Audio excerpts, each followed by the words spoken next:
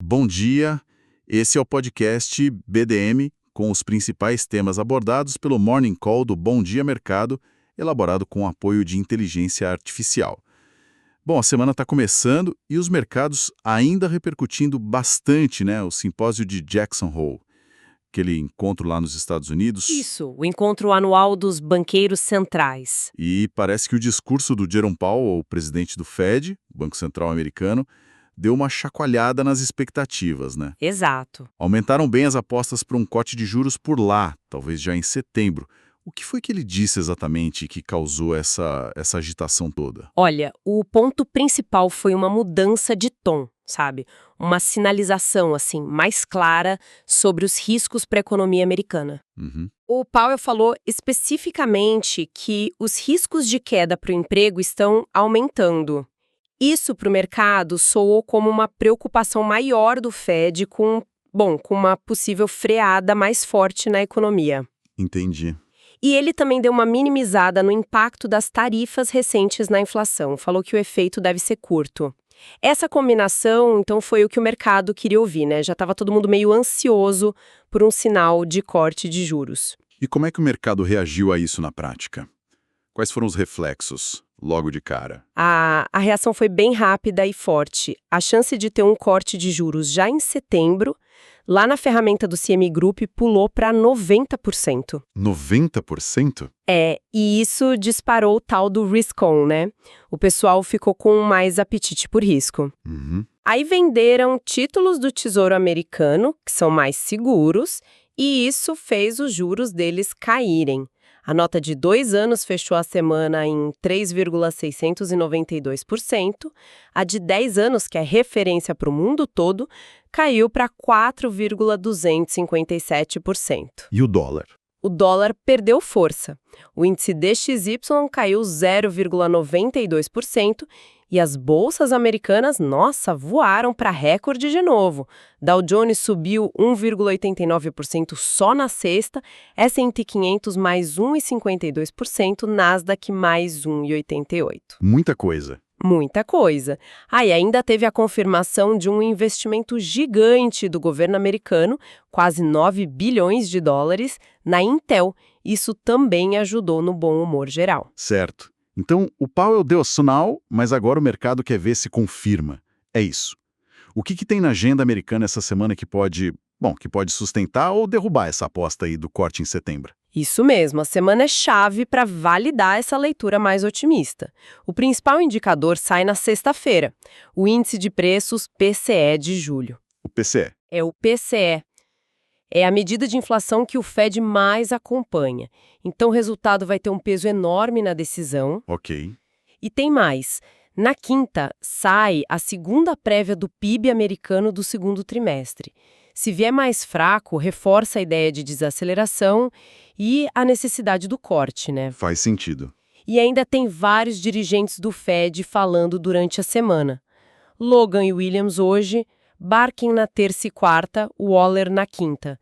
O mercado vai ficar de olho em cada palavra. E claro, o balanço da Nvidia na quarta. A Nvidia. Sempre importante. Sempre. Tem sido um termômetro danado para o setor de tecnologia e para o mercado em geral. E na Europa? Também teve gente falando lá em Jackson Hole, né? A Christine Lagarde. Sim, a presidente do Banco Central Europeu. O tom dela foi um pouco diferente do Powell. Ela destacou que a inflação lá na zona do euro caiu bastante e que o mercado de trabalho por lá está aguentando bem os trancos recentes. Então, para a Europa a expectativa é outra. A leitura geral é que o BCE deve manter os juros onde estão na próxima reunião, em setembro. Não tem essa mesma expectativa de corte logo de cara que a gente está vendo para os US. Entendi. E mudando um pouco de assunto, como é que está o cenário geopolítico? Alguma coisa nova, relevante sobre Ucrânia, Rússia, Estados Unidos? Olha, na guerra, o presidente Zelensky fez um discurso bem firme no dia da independência da Ucrânia. Falou que a luta continua sem compromissos vergonhosos. Do outro lado, a Rússia reportou mais ataques de drones ucranianos contra instalações de energia lá. O conflito segue quente. E os Estados Unidos? Nos Estados Unidos, o ex-presidente Trump voltou a falar do assunto. Repetiu ameaças de sanções contra a Rússia se não tiver avanço para a paz. É um cenário que continua adicionando incerteza para o mundo todo, né? Com certeza. Ok. Vamos trazer a conversa aqui para o Brasil. Como é que esse cenário todo lá fora, principalmente essa chance de juros mais baixos nos Estados Unidos, bate aqui na nossa economia, nos nossos mercados? Bate direto e, em tese, de forma positiva. Quando o juro americano cai, ou tem chance de cair, o nosso diferencial de juros fica maior, né? Sei. A nossa Selic, mesmo caindo, ainda é muito alta comparada com lá fora. E isso atrai capital estrangeiro para cá, para o que o mercado chama de carry trade, o tal caça-juros. Mais dólar entrando. Exato. Pode ajudar a fortalecer o real, dar um alívio geral para os nossos ativos. E essa ajuda externa, ela se junta com alguma expectativa aqui dentro? Como é que se conversa com a nossa política de juros, com o Copom? Sim, conversa bastante. Esse cenário lá fora acaba alimentando a discussão sobre o ritmo de corte da Selic aqui, com a inflação de curto prazo dando uma melhorada e os Estados Unidos sinalizando juros menores. Bom, aí cresce a especulação, né? De que o Copom poderia acelerar. Talvez acelerar o passo ou, quem sabe, antecipar cortes que antes a gente só via pro ano que vem. Tem gente no mercado já falando até de um corte a mais ainda em dezembro deste ano. Interessante isso. E por falar em inflação aqui dentro, o que tem de importante para a gente acompanhar essa semana? Se falou de uma melhora no curto prazo. Exato. A agenda de inflação é o grande destaque aqui no Brasil essa semana. Hoje mesmo sai a pesquisa Focus, né? Aquele relatório do Banco Central com as expectativas do mercado. Vamos ver se revisam o IPCA para baixo. Exatamente. Mas o dado mais esperado mesmo sai amanhã, o IPCA 15 de agosto. É a prévia da inflação oficial. E a mediana das projeções aponta para uma deflação, uma queda de preços de 0,21% no mês. Deflação, isso parece bom. Qual é o motivo principal para essa queda que o mercado espera? O fator principal é bem pontual, o tal bônus de Itaipu. Ah, da conta de luz. Isso. Por causa das condições boas lá na hidrelétrica, teve um crédito extra que foi repassado para a conta de luz em alguns lugares. E isso puxou o índice de agosto para baixo. Com essa deflação pontual, o acumulado em 12 meses deve cair de 5,30% para perto de 4,88%. É uma melhora visível no curto prazo. Mas imagino que o Copom olhe mais longe, né? Qual é a preocupação que ainda existe com a inflação? Exatamente. Apesar dessa notícia boa que deve vir no IPCA 15, o calcanhar de Aquiles do Banco Central continua sendo as expectativas de inflação para os próximos anos, principalmente 2026, 2027. Que ainda estão altas acima da meta. Isso, continuam desancoradas acima da meta de 3%. E por quê? Principalmente por causa das dúvidas sobre a trajetória da nossa dívida pública. O mercado teme que o governo não consiga cumprir as metas fiscais. E aí mais gasto, mais dívida, mais inflação lá na frente. Exato. É essa desconfiança com o fiscal que segura uma queda mais rápida da Selic. Entendi a dinâmica. Inflação agora melhorando, mas o futuro ainda incerto por causa do fiscal. E como é que isso mexe com as apostas para a Selic? Você falou da chance de corte em dezembro. Sim, essa aposta aumentou. Segundo o banco BMG, a chance de um corte extra em dezembro subiu de 35% para 40% depois da fala do Powell. A Warren Investimentos até foi mais longe. Eles revisaram a projeção para o fim do ciclo de cortes. Antes achavam que era abril de 2026, agora estão falando em janeiro de 2026. Anteciparam bem. Anteciparam e deram 5 motivos.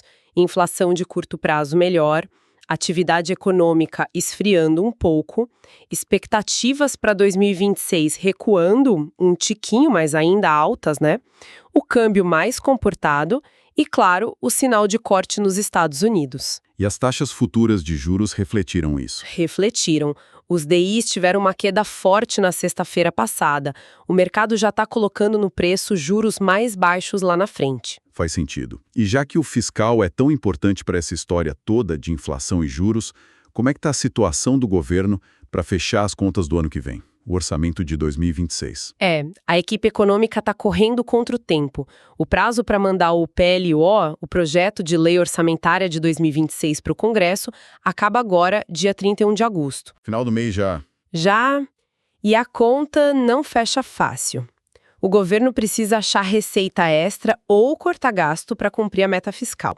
Tem umas medidas aí na mesa, mas nada garantido. Tipo o quê? Uma delas é a MP 13133, aquela que muda as regras de como as empresas usam crédito de PIS/COFINS para compensar outros impostos, tipo o IOF. Sei. Essa deu o que falar. Pois é, o governo espera 20 bilhões com isso, mas está difícil no Congresso. Recebeu quase 700 emendas, mexe muito com o planejamento das empresas. E além dessa MP, tem mais alguma coisa? Tem a ideia de rever benefícios fiscais, que poderia dar uns 2,6 bilhões. Mas aí também tem briga, né? Principalmente sobre manter ou não a isenção para investimento no agro, tipo Fiagro e CRA. Do lado da despesa, ainda falta votar no Senado a PEC 66, aquela que abre um espacinho de 12,4 bilhões de reais a mais no teto de gastos. Sem essas coisas ou outras receitas, fica bem difícil fechar o orçamento de 2026 na meta. E o que já está mais ou menos certo de receita? O governo conta com uns 14,8 bilhões de leilões do pré-sal e 37 bilhões de dividendos de estatais. Mas, ainda assim, é um quebra-cabeça. Com certeza. Além de inflação e fiscal, que outros dados da economia a gente precisa ficar de olho aqui no Brasil essa semana? Agenda cheia. Na quinta, sai o CAGED, que mostra como foi a criação de emprego formal em julho, importante para ver o ritmo da atividade. Certo. No mesmo dia, tem reunião do CMN, o Conselho Monetário Nacional, e sai o IGPMI, outra inflação importante que mexe com o aluguel. Na sexta, sai o resultado fiscal do setor público de julho. E antes disso? Amanhã, terça, tem dados de contas externas de julho, incluindo o investimento estrangeiro. Quarta, saem dados de crédito. E hoje ainda tem IPCS, que é semanal, sondagens de confiança da FGV e CNI e balança comercial da semana. E o presidente do BC, o Galípolo, participa de um evento no México. As falas dele podem mexer com o mercado também. Muita coisa mesmo para monitorar na economia. Mas e a política? Continua fazendo barulho, sendo um fator de risco. Continua, sem dúvida. A política está sempre no radar e gera umas tensões. Tem uma percepção circulando em Brasília, no governo e no STF sobre um risco real de sanções do EUA contra o Brasil. Sanções. Por quê? Isso estaria ligado ao julgamento do ex-presidente Bolsonaro no TSE, que começa agora dia 2 de setembro, e possíveis desdobramentos ligados à questão democrática, ao sistema eleitoral. Nossa, sanções americanas. Isso parece sério. Como funcionaria isso? Qual a base para essa preocupação? A preocupação é com a Lei Magnitsky. É uma lei americana que permite sancionar estrangeiros por violação de direitos humanos ou corrupção grave. E saíram notícias, por exemplo, no jornal O Globo, dizendo que ministros do STF teriam sondado grandes bancos para tentar abrir um diálogo com o governo americano sobre isso, sobre essa lei e possíveis sanções contra autoridades aqui, como o ministro Alexandre de Moraes. E os bancos? Teriam recusado fazer essa ponte. É um assunto bem delicado que coloca mais incerteza aí nas relações com os Estados Unidos. Entendi. E fora essa tensão com o exterior, teve mais algum ruído político aqui dentro que chamou a atenção? Teve sim. O ministro Flávio Dino, do STF, mandou a Polícia Federal abrir um inquérito para investigar o uso de quase 700 milhões de reais das emendas PIX. Aquelas transferências diretas para estados e municípios. Isso. A suspeita é que parte do dinheiro foi usada sem o plano de trabalho detalhado, o que poderia ser um descumprimento de decisão anterior do próprio STF, que pedia mais transparência nesses repasses. E teve mais alguma coisa nesse fronte? Teve uma denúncia do Banco do Brasil para a AGU sobre uma campanha de fake news nas redes. Estariam incentivando saques em massa do banco. Sério? O ministro Haddad e a Gleisi Hoffmann, presidente do PT, disseram que seria coisa de bolsonaristas. Citaram até um vídeo do Eduardo Bolsonaro. Clima tenso. Bastante. E aí o ministro Alexandre de Moraes, num evento, defendeu a independência do judiciário. Do lado do Congresso, a Gleisi Hoffmann disse que tem expectativa de votar essa semana o projeto que isenta do imposto de renda quem ganha até R$ 5.000. E o Ministério do Desenvolvimento Agrário vai anunciar como vai ser a compra de alimentos de agricultores familiares afetados pelas tarifas americanas. Ufa! Com todo esse cenário, então, lá fora ajudando, inflação aqui melhorando, no curto prazo, mas com fiscal e política ainda gerando ruído, como é que o mercado brasileiro reagiu na sexta-feira passada? Olha, a reação na sexta foi de muito otimismo. Claramente, o mercado pegou carona no cenário externo que veio de Jackson Hole e na queda dos juros futuros aqui. E o Ibovespa? O Ibovespa subiu forte, 2,57%, chegou perto dos 138 mil pontos e com volume alto, quase 23 bilhões de reais. Isso mostra que teve gente comprando mesmo. E foi geral a alta? Foi. Todas as ações do Ibovespa fecharam em alta, isso é raro. Vale subiu 2,51%, Petrobras também foi bem, ON mais 3,03%, PN mais 2,63% e os bancos, que estavam apanhando, recuperaram bem. Bradesco PN plus 3,29%, Itaú plus 2,80%, Banco do Brasil plus 4,11%. E o dólar? O dólar caiu. Fechou a R$ 5,4258, uma queda de 0,97%. Foi um dia de alívio, sem dúvida. Mas essa melhora toda pode continuar? Ou essa tensão política e fiscal ainda segura um pouco as coisas? Limita a alta da bolsa, a queda do dólar? Essa é a pergunta de 1 milhão, né? O empurrão de fora foi forte, mas os fatores aqui de dentro, principalmente o fiscal e o político, pesam contra. O otimismo pode até continuar se os dados americanos confirmarem a aposta no corte de juros e se a nossa inflação seguir comportada. Mas qualquer notícia ruim no fiscal ou uma piora na tensão política pode virar o jogo rápido. O dólar a R$ 5,42 ainda mostra isso, né? Exato, caiu na sexta, mas 5,42 e ainda tem um prêmio de risco aí. A valorização do real pode ser limitada por essas incertezas aqui de dentro. Entendido. Para a gente fechar, vamos dar uma passada rápida nas notícias de empresas que se destacaram. Vamos lá. A Petrobras anunciou um recorde no processamento de gás natural, passou de 50 milhões de metros cúbicos por dia. Bom para a Petrobras. Sim. Já a Braskem teve o rating rebaixado pela S&P de BB para BB-, indica maior risco financeiro, né? Mas a empresa disse que mantém o compromisso com a solidez. O Banco of America, por exemplo, tem recomendação neutra para a ação. E CEMIG? Lá em Minas, o governador Zema voltou a falar da possibilidade de vender ou federalizar a CEMIG para pagar a dívida do Estado com a União. Assunto antigo. Antigo e complexo. E a Copel, do Paraná, deu um passo importante. Aprovou unificar as ações e migrar para o novo mercado da B3, o nível mais alto de governança da Bolsa. Ótimo. Ouça todos os dias pela manhã o podcast BDM no canal do Bom Dia Mercado. Até amanhã.